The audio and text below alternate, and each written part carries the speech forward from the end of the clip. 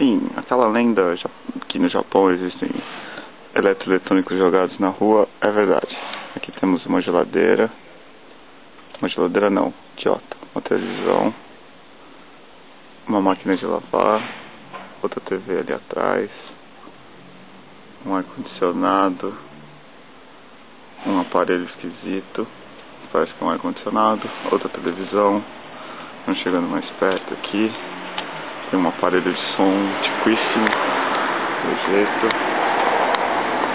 mais uma televisão é o que mais tem.